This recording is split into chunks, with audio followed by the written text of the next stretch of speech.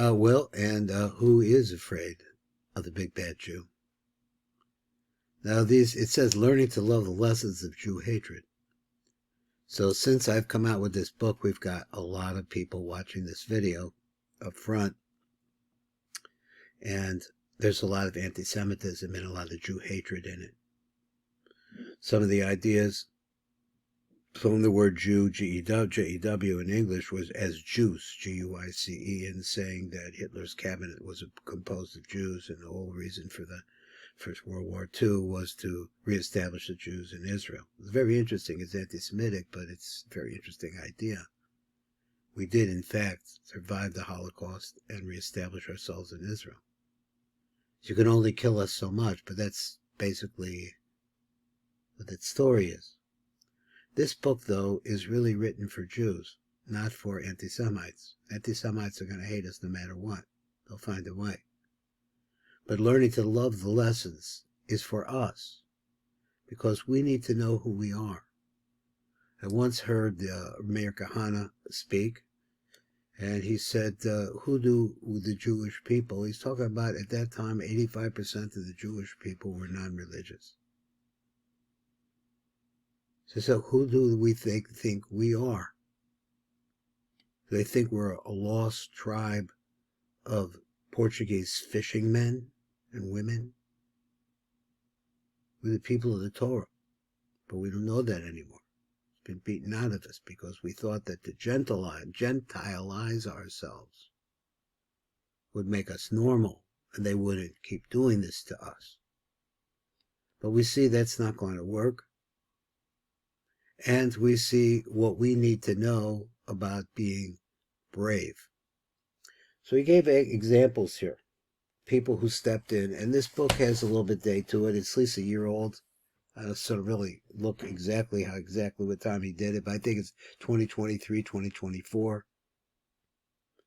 Now he has a question over here about there was a man named Mark. He talked about that, who happened to be on the board, chairman of the Wharton School of Business. I mean, this is talking about somebody with a lot of money and a lot of power. And he stopped a major assembly on the campus of the University of Pennsylvania. And he made some very great strides there. Here we have another one. It's Queen Esther. Now, Queen Esther, you have to go back 2,500 years. He said perhaps Mark was inspired to use his position to help the Jewish people by one of the greatest role models in Jewish history, Queen Esther. It's a very complicated story, but she became the Queen of Persia, whose story we recall and celebrate each year on the holiday of Purim.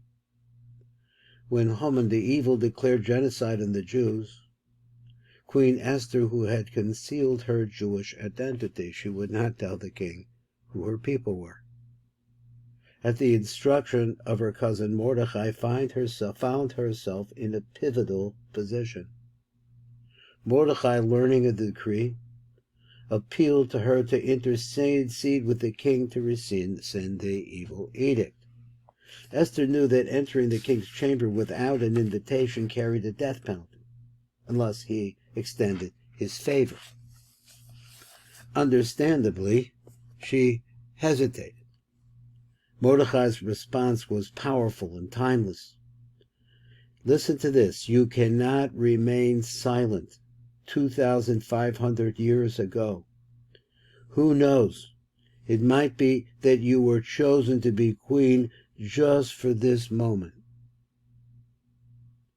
For the sake of her people, Esther took the risk.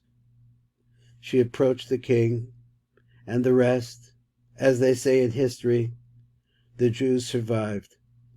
Haman was hanged, and then the Jewish people celebrated. They used to say the Jewish people ate. We feasted.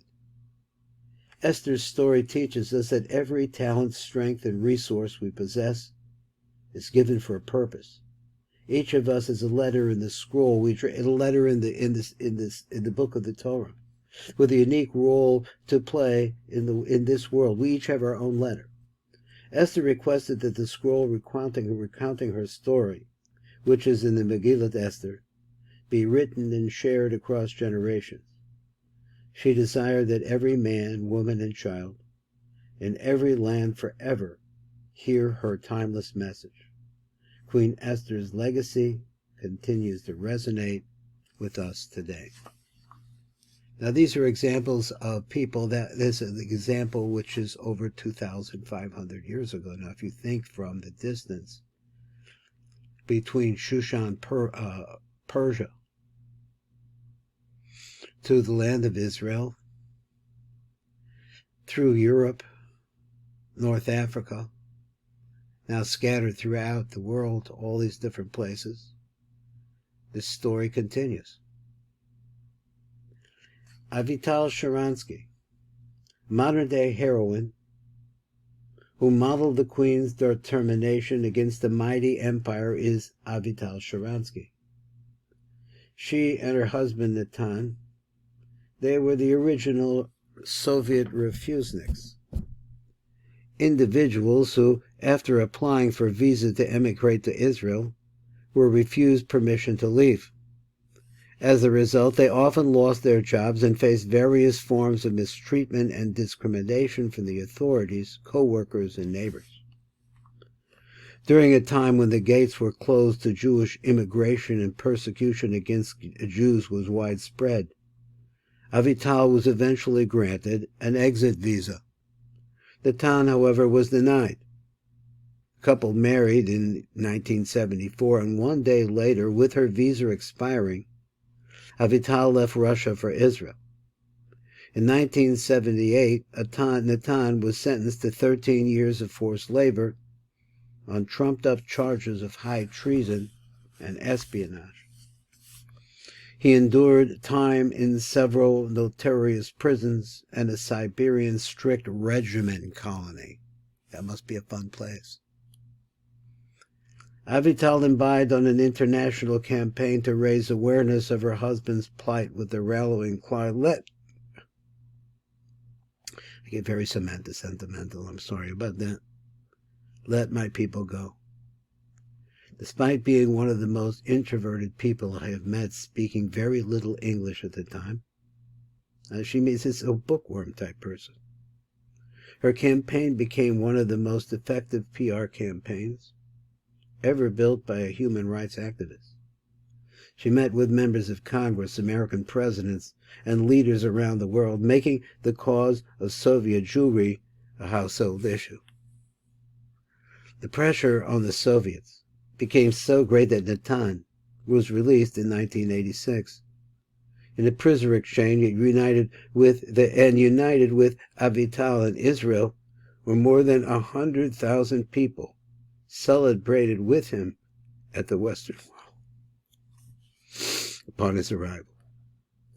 Many observers said that Natan and Avital created the largest crack in the Iron Curtain, demonstrating that the Soviet regime could be beaten by defiance, which eventually led to its collapse.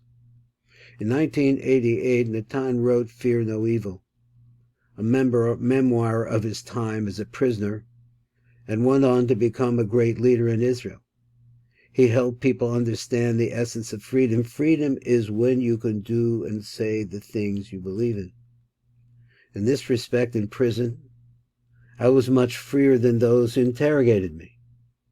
During the interrogation, I really liked to tell anti-Soviet jokes about Brezhnev. The guards were almost bursting, but could not laugh because of the consequences, and I would say to them, well, you want to tell me that I'm in prison? You're in prison. You cannot laugh. For me, freedom is very much related to identity, because we found the strength to fight for our identity only when we became a free people, and vice versa. Now, one of the things about Rabbi Shor, I think, is he's a great Zionist. In other words, he believes in the Jewish people coming home. So do I. I'm here in South Florida. We have our time. All of us have our time and our place. We are all individual letters from the Torah, and my letter is here in the United States. Natan Sharansky and Avital Sharansky. During the campaign, when people asked Avital what they could do to help her husband, She replied in a manner that can inspire all of us in times of trouble.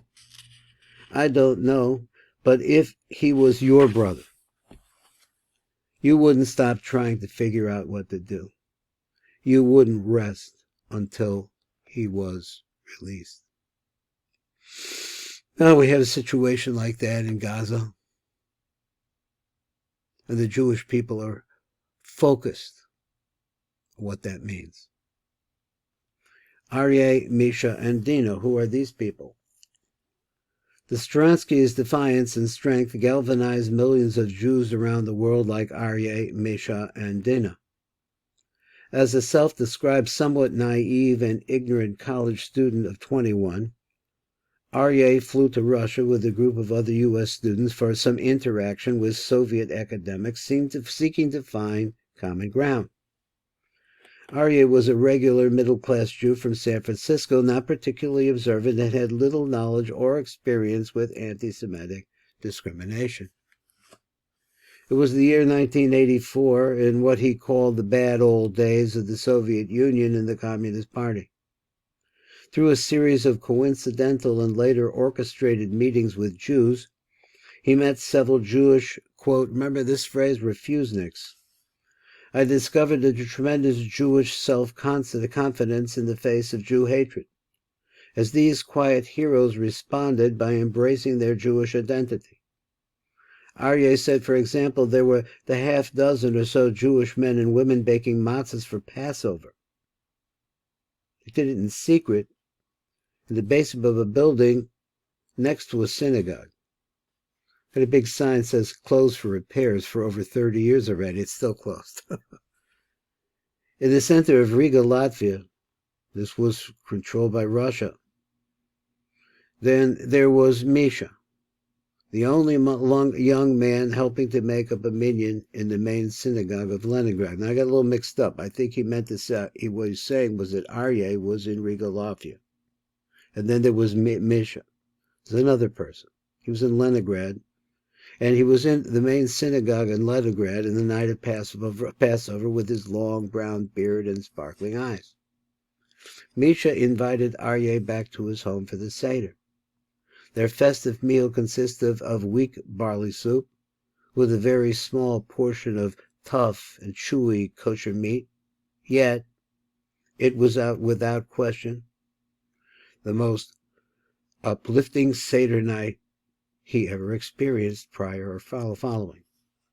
Misha and his wife Dina were not only refuseniks, they had become religiously observant, and thus suffered a terrible double infliction of discrimination. Aside from being fired from various jobs as Misha refused to work on Shabbat, and having limited access to kosher meat, which restricted their diet, they were ostracized by many of their friends, including other Jews. Dina and Misha demonstrated a powerful and deep connection to our people, our history and destiny, and an owning of and sacrifice for their Jewishness, which I had never before encountered, Aryeh recalled. Considering that I was soon to begin studies in Jerusalem to become a Reform rabbi, their commitment inspired me to ask two basic life-changing questions. Why would a Jew endanger his or her welfare, job, security, social standing, liberty, even their life, just to move to Israel? And why would they do so to become observant of Jewish tradition? Aryeh was incredibly moved.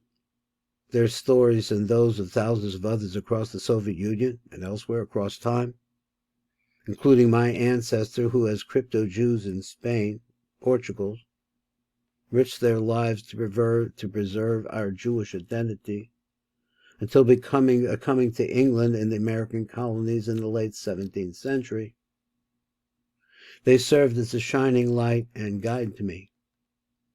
He learned from the exhilarating bravery of these regular people, as he said, whose spiritual, mental, physical, and emotional activism transforms themselves and others. And so he followed and made Aliyah, joining the Jewish people in this miraculous return to sovereignty in our land, accompanied also by a transition to traditional religious observance. Defiance, faith, and maintaining human dignity was also a feature of the Jewish response during the Holocaust. Shmuel's mom. One of my friends and supporters, Shmuel, shared with me the story of his remarkable mother. He said, my mother grew up in Hungary. Let me get this down here. And wanted to become an attorney. Being exceptionally brilliant, she graduated at the top of her high school class. However, when she applied to the university, she was told that the policy had changed from admitting very few Jewish students to not admitting any Jewish students at all. Undeterred, my mother decided to continue working in the family business and learn even more from her father and brothers. The family business was very successful. In 1944, Hitler decided to go against the Hungarian Jews and kill as many of them as possible. Overnight, the Nazis took over all our factories and properties and sent my family to the concentration camps. Most of my family was murdered in Auschwitz. My mother managed to survive and return to Hungary as the admired leader of 1,000 women who she managed to save, support, and transport back to Hungary on a special train she procured. In the camps during those devastating times, she never lost her resolve and was able to lead wisely. She also never lost her belief in Judaism and hoped that God will destroy evil and help save his nation. She used her faith to give strength and hope to many others. These 1,000 women were partially composed of those interned with her in Auschwitz, and others she collected on her way to freedom. Those lost women were concentration camp inmates, wandering in confusion and despair, not knowing what to do.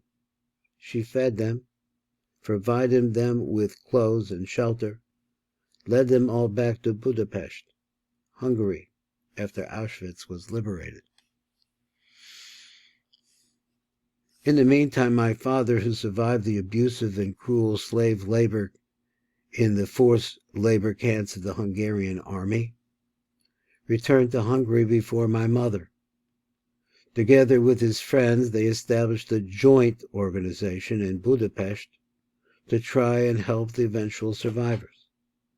They did not know who survived, but they were certain that there would be an influx of devastated people in their early days back to freedom.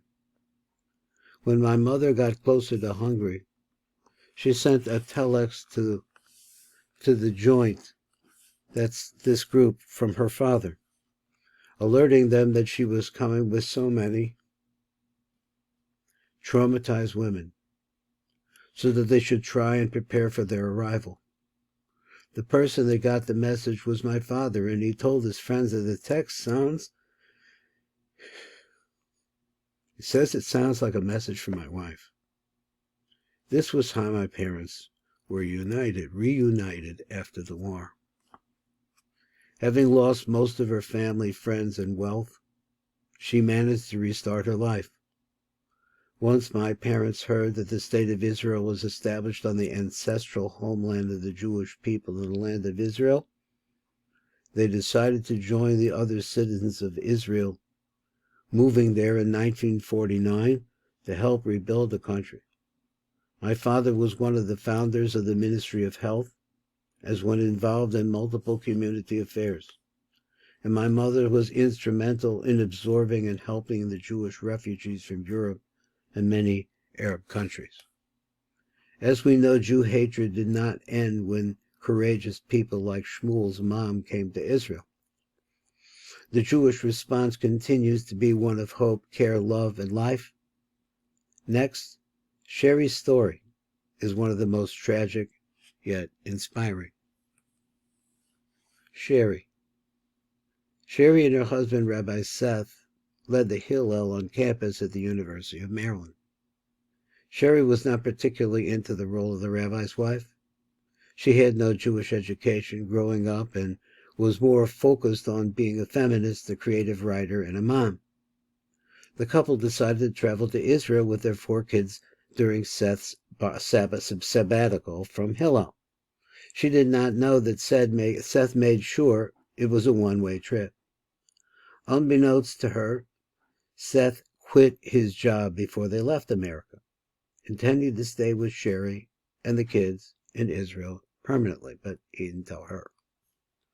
Life was good until one day during the Second Intifada in 2001, their oldest son, Kobe, who was 13, was out for a walk with his friend Yosef.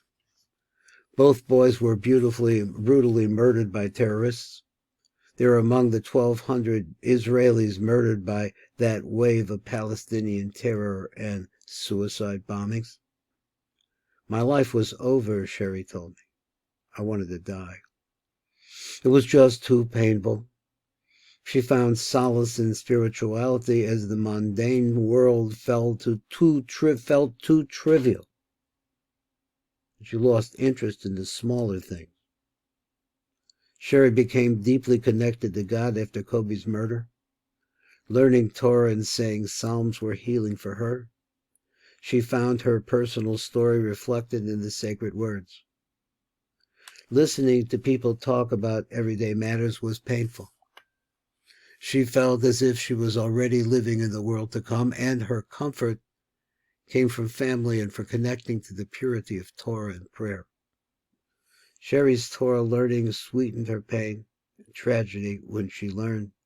She felt she was visiting the next world where Kobe was, and it was allowed her to experience that her little life in this gigantic world is connected to something much greater.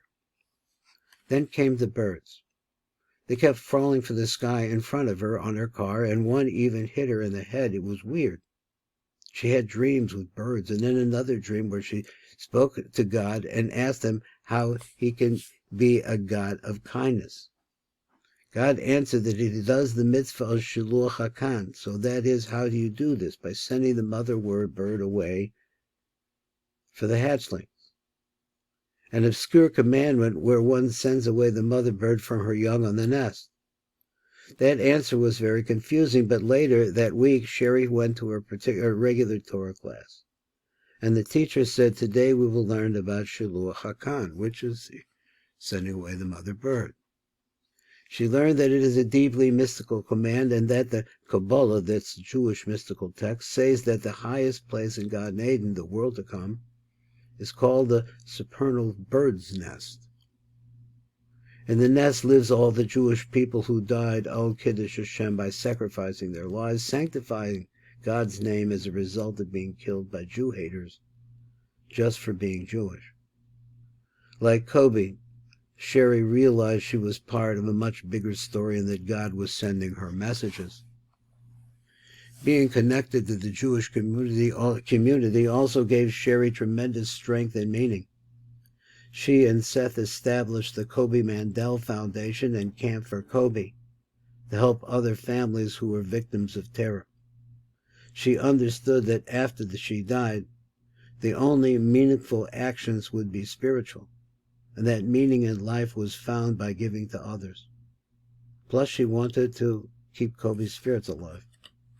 When we gave, we were also being helped. Together, Sherry and Seth have helped thousands of bereaved families through Camp Kobe and Yosef, retreats for bereaved mothers, fathers, couples, and widows. They employ many methods, including hiking therapy and psychodrama programs. She also wrote a book, Blessing of a Broken Heart,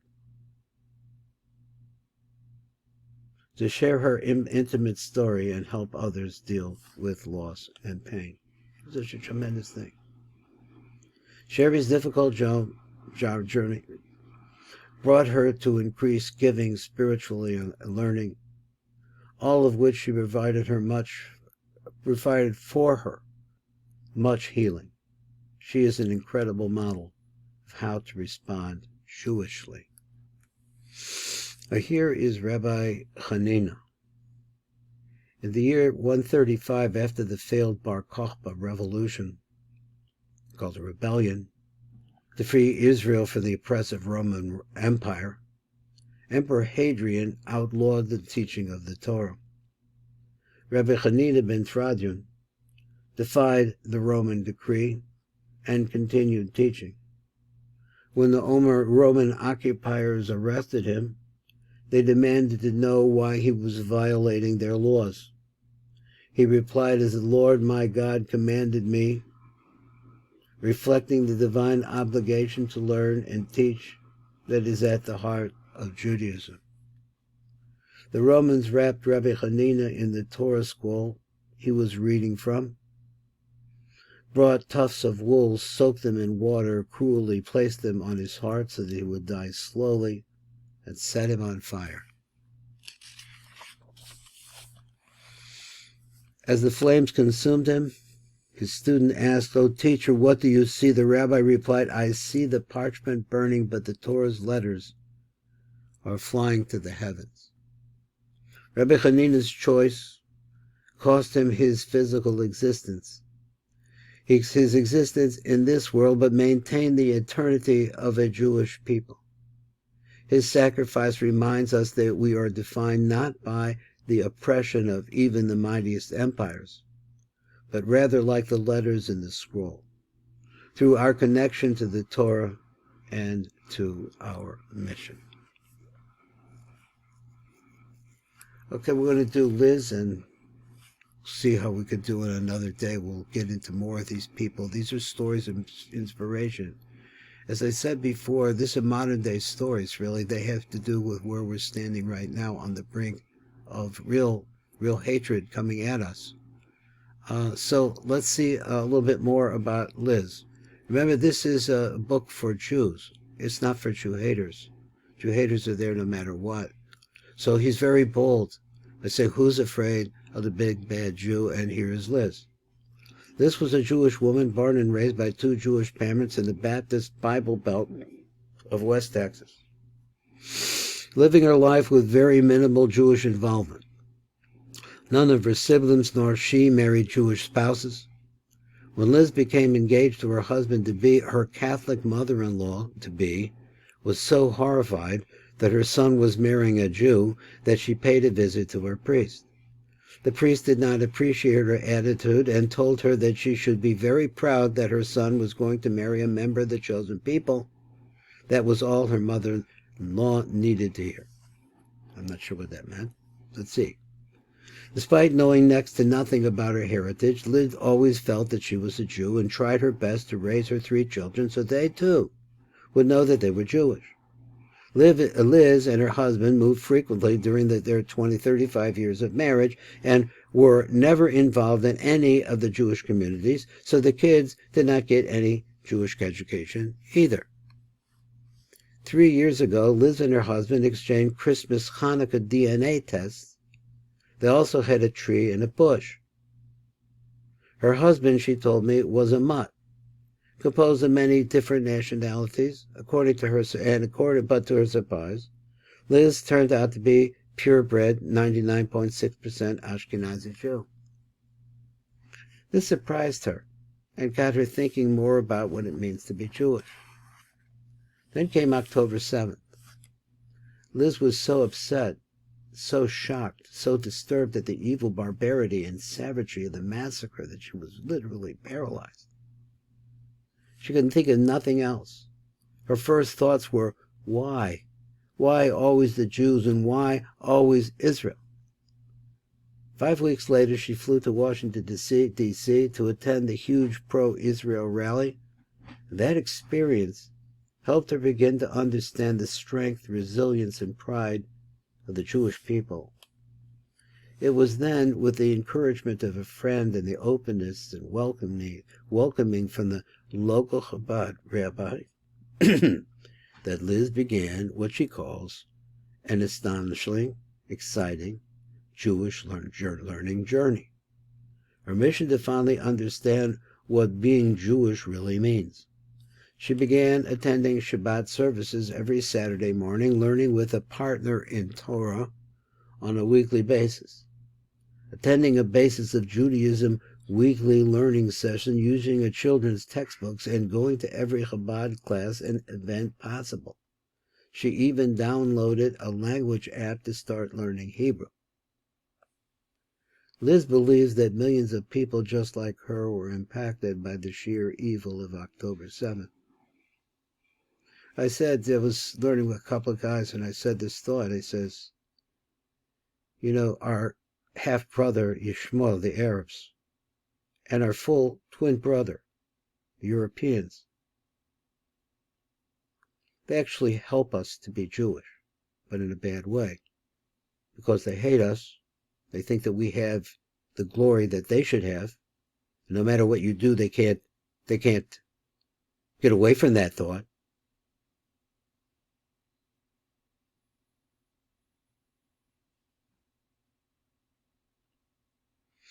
That is our situation.